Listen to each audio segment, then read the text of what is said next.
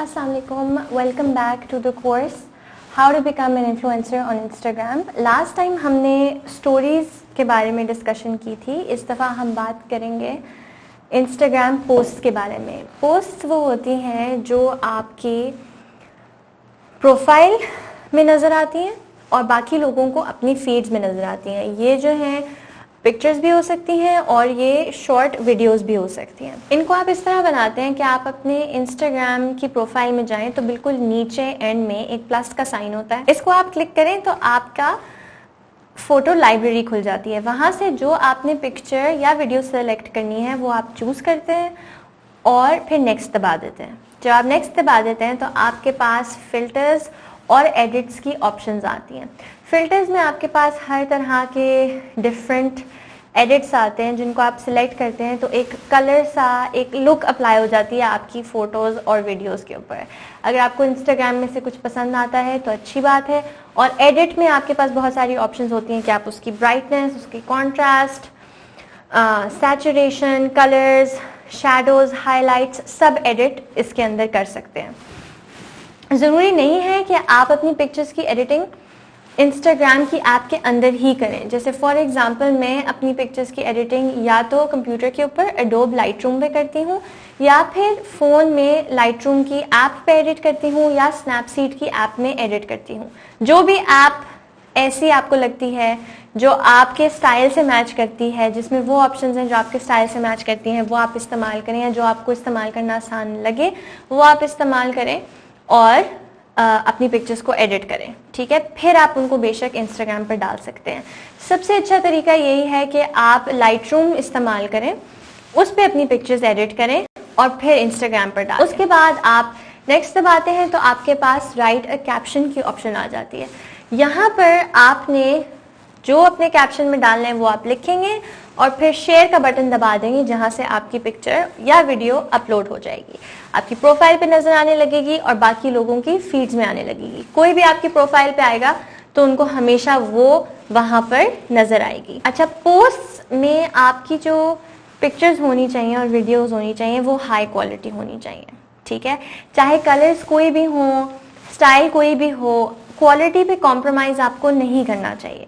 ठीक है, ये एक ऐसी चीज़ है जो ज़रूरी है, लेकिन इसका ये मतलब नहीं कि आपके पास कोई बहुत हाई फाई कैमरा होना चाहिए. नहीं, आपके पास आपका फ़ोन है, उसमें अच्छी पिक्चर्स आ सकती हैं तो वो इस्तेमाल कर लें. मतलब बहुत ग्रेनी, नॉइजी, पिक्सेलेटेड पिक्चर्स नहीं होनी चाहिए, क्लियर पिक्चर्स होनी चाहिए. आप अपना फ़ोन इस्तेमाल करें बेशक, या आपके पास अगर कैमरा है तो आप कैमरा इस्तेमाल करें बेशक. पिक्चर्स अपने पोस्ट के लिए आपको ये ध्यान में रखना है कि ना वो बहुत ज़्यादा ग्लैमरस हो, ठीक है, ना वो बहुत ज़्यादा ही रॉ हो. आपने एक बीच का रास्ता ढूंढना है इन दोनों चीज़ों के बीच में.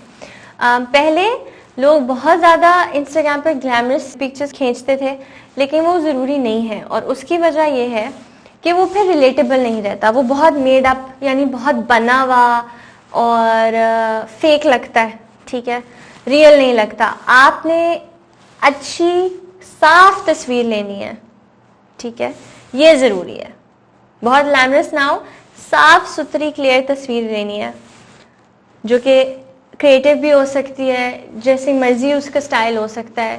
साफ सुथरी होनी चाहिए और रियल होनी चाहिए. ठीक है, ताकि लोग उससे रिलेट कर सकें. फिर आपके जो कैप्शंस होते हैं वो बहुत बहुत ज़रूरी हैं और उसकी वजह यह है कि जो कैप्शंस हैं ना वो आपके अल्फाज हैं, वो आपकी आवाज़ है. तो उसमें आपका जो एक्सप्रेशन है, आपकी जो टोन है, आपके बात करने का जो अंदाज़ है वो बहुत ज़्यादा मैटर करता है, क्योंकि उससे ही आपको लोग पहचानते हैं कि ये आप बात कर रहे हैं, ये आपकी आवाज़ है, ये आपकी पहचान है. इनको भी रिलेटेबल रखना बहुत ज़रूरी है. जो आपके दिल में है, जो आपके दिमाग में है, जो आप सोच रहे हैं, जो आप समझते हैं, वो इसके अंदर डालें.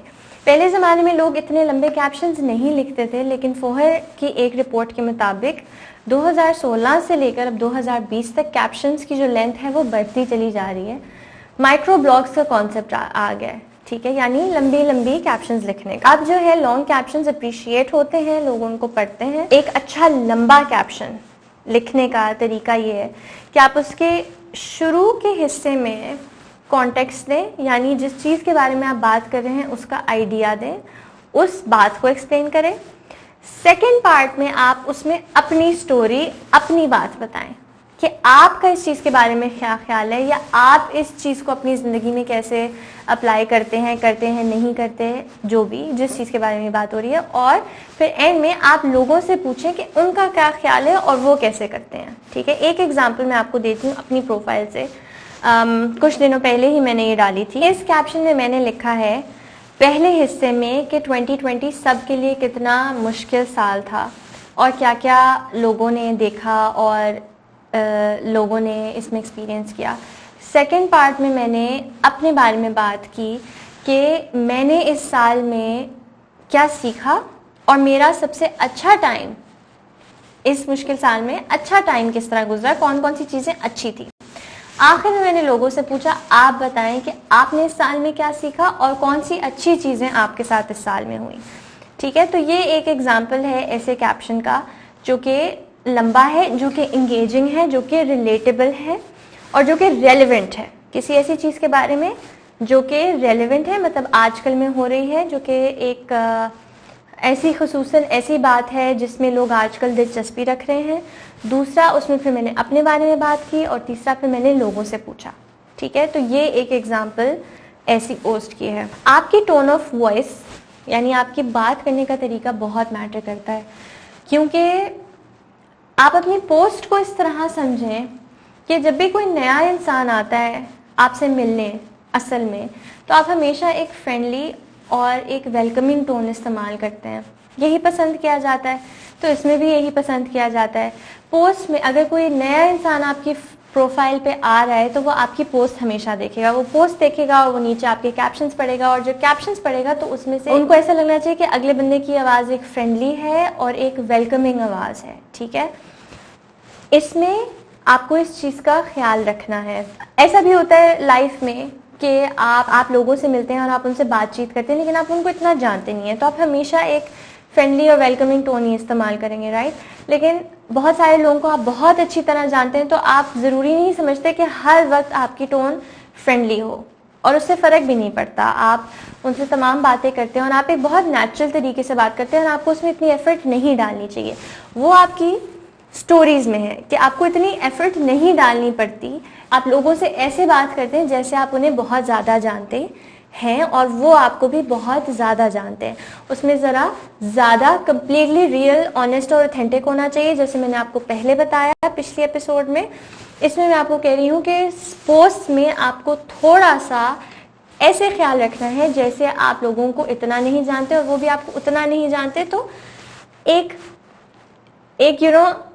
फ्रेंडलीनेस के दायरे में रह के आपने बात करनी है। कैप्शंस में वैल्यू होनी चाहिए, यानी जब कोई आके आपके कैप्शंस पढ़े तो या आप उनसे कुछ सीख के जाए, या आप उनको कुछ एंटरटेन कर रहे हो, या वो कोई स्टोरी हो, कोई फीलिंग कुछ इवोक हो, कोई फीलिंग इवोक हो, कोई मोमेंट आप उनके साथ शेयर करें, कोई नॉलेज शेयर करें, कोई रियलाइजेशन शेयर कर रहे हो, कि उनका वक्त ज़ाया ना हो। मैं जब भी पोस्ट करती हूँ मेरे दिमाग में एक चीज़ होती है कि मेरी पिक्चर या पोस्ट से किसी का वक्त तो ज़ाया नहीं हो रहा। मतलब बेशक वो सिर्फ इतनी सी ही चीज़ क्यों ना हो कि जब वो मेरी पोस्ट छोड़ कर जाएं, पढ़ के जाएं, तो उनके मुंह पे एक छोटी सी मुस्कुराहट ही क्यों ना आ जाए। उसके बाद अब बात यह है कि आपको कितना रेगुलरली पोस्ट करना चाहिए। हर रोज़ आपको दिन में एक दफ़ा ज़रूर पोस्ट करना चाहिए, ताकि लोगों की फीड पे जब वो इंस्टाग्राम पे आएँ तो आप रोज़ आ रहे हों। शुरू में इस चीज़ को प्रैक्टिस करना बहुत ज़रूरी है। आपने अपने आप को चैलेंज देना है कि मैं 15 दिन की पिक्चर्स और कैप्शंस में क्या डालूँगा। ठीक है, एटलीस्ट आपको एक वीक का पता होना चाहिए, फिर आप प्लान करें, फिर आपको अगले वीक का पता होना चाहिए, और आप अपने आप को 30 डेज़ का चैलेंज दें और हर हफ्ते का एक कंटेंट प्लान बनाएं कि मैं इसमें ये करूँगा, इसमें ये करूँगा, इसमें ये करूँगा। ठीक है, पिक्चर्स खींचें, कैप्शंस तैयार करें और उनको डालना शुरू कर दें। ये एफर्ट आपको शुरू में डालनी होगी, रोज़ बैठ के पोस्ट तैयार करनी होगी, किसी चीज़ के बारे में बात करनी होगी, अपने ज़रा दिमाग को ज़रा झंझोड़ें, ज़रा क्रिएटिव साइड को बाहर निकालें और इसके ऊपर एक्सप्रेस करना शुरू करें। स्टोरी टेलिंग के लिए इस्तेमाल करें, लोगों को बड़ा पसंद आएगा कि आप अपनी कोई कहानी उनको बताएं, अपने बारे में कुछ बताएं। अगर आप लॉन्ग कैप्शंस नहीं डालना चाहते, ज़रूरी नहीं है कि हर वक्त लॉन्ग कैप्शंस डाले जाएं। माइक्रो ब्लॉग्स बहुत रेलिवेंट हैं, एक नई चीज़ है, लेकिन ज़रूरी नहीं है। वंस इन अ वाइल आप छोटे छोटे कैप्शंस डाल सकते हैं, लेकिन उनमें भी आप कोशिश करेंगे कोई आप एक ऐसी चीज़ शेयर कर रहे हैं जिससे कुछ इंटरेस्टिंग हो रहा हो, जिसमें लोग दिलचस्पी रखें। सो फॉर एग्जांपल आप एक पिक्चर डाल सकते हैं अपने फेवरेट मोमेंट की। तो अगर आपकी सुबह का फेवरेट मोमेंट ये है कि आप सुबह बैठकर चाय के साथ किताब पढ़ते हैं, ठीक है, तो आप ये पिक्चर लें, बैठकर चाय के साथ एक बुक के साथ एक पिक्चर लिखें और नीचे लिख दें my most favourite time in the morning with my T and a book. इससे क्या होगा कि एक आपने छोटी सी मोमेंट शेयर की है जिससे लोगों को आपके बारे में थोड़ा सा और पता भी चला है, ठीक है, और एक वार्म सी फीलिंग भी एसोसिएटेड है। लोगों को अपनी भी शायद फेवरेट मोमेंट्स का ख्याल इससे आए कि सुबह में मेरा फेवरेट मोमेंट क्या होता है। आप लोगों से पूछ भी सकते हैं, आप बताएं कि सुबह आप किस चीज़ को एंजॉय करते हैं, और फिर नीचे कमेंट्स में लोग आपको ये बताएंगे, राइट। तो इसमें कोई बहुत लंबे कैप्शन की ज़रूरत नहीं थी, लेकिन एक रेलिवेंट पिक्चर, एक कैप्शन जिससे लोगों को ज़रा आपके बारे में पता चला और आपने भी लोगों से उनके बारे में पूछा, तो ये एक इंटरेस्टिंग तरीका है पोस्ट बनाने। पोस्ट में एक ऑप्शन ये भी होता है कि आप एक से ज़्यादा पिक्चर्स और वीडियो डाल सकते हैं, 10 तक डाल सकते हैं। इसको कैरोसेल पोस्ट कहते हैं। तो एक ही पोस्ट में ना वो एक एल्बम की तरह बन जाती है। कैरोसेल पोस्ट की एग्जांपल ये है कि आप कोई एक दिन का आपने मोमेंट इसमें भी शेयर कर दिया। फॉर एग्जांपल बारिश हुई और आप अपने किसी फ्रेंड के साथ बाहर गए और आपने कहीं से लेके पकोड़े बड़े मज़े के खाए, मौसम बड़ा अच्छा था, क्लाउड्स आए हुए हैं, बारिश हो रही है, और आपने फ़ोटोग्राफी की, आपने खाने की भी की, आपने अपने फ्रेंड्स के साथ भी की, आपने जगह की भी की। तो आपने 4-5 पिक्चर्स खींच ली या 6-7 पिक्चर्स खींच ली जो आपने सारी उसमें डाल दी, और फिर नीचे उस मोमेंट के बारे में लिख दिया कि हमने आज क्या किया, क्यों किया, कितना मज़ा आया, फीलिंग्स भी बताएं, स्टोरी भी बताएं, कुछ अगर बहुत दिलचस्प हुआ तो वो भी बताएं, कुछ बहुत मज़ाहिया हुआ तो वो भी बताएं। ये एक और तरीका है पोस्ट बनाने का जिससे लोग एंगेज करेंगे, जिसमें लोग इंटरेस्टेड होंगे, जो लोगों के लिए रिलेटेबल होगा कि हाँ ऐसा ही होता है, या वो उससे कनेक्ट कर पाएंगे। मैं for example carousel post use करती हूँ।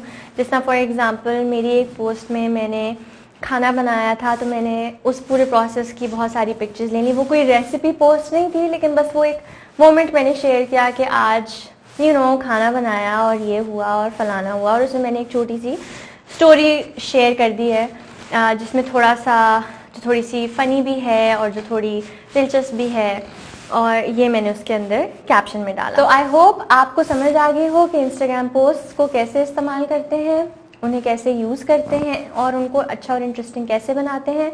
अपने आप को 30 डेज़ का चैलेंज दें और हर रोज़ पोस्ट करें, और 30 डेज़ के बाद आप देखें कि आपने क्या सीखा है, कौन सी चीज़ पसंद की गई है, कौन सी चीज़ नहीं पसंद की गई, कौन सा स्टाइल ज़्यादा चला है, थोड़ा सा एक्सप्लोर करें 30 डेज़ में, और फिर डिसाइड करें कि आपने जो चीज़ सबसे ज़्यादा लोगों को पसंद आई है, समझ में आई है और आपको करने में भी मज़ा आया है, वो आप लेके आगे चलें। तो नेक्स्ट टाइम हम बात करेंगे IGTV का, जो कि इंस्टाग्राम का एक और फीचर है जिसके थ्रू आप एक और डिफरेंट तरह का कंटेंट डाल सकते हैं। वो हम नेक्स्ट टाइम डिस्कस करेंगे। So thank you for watching and अल्लाह हाफिज़।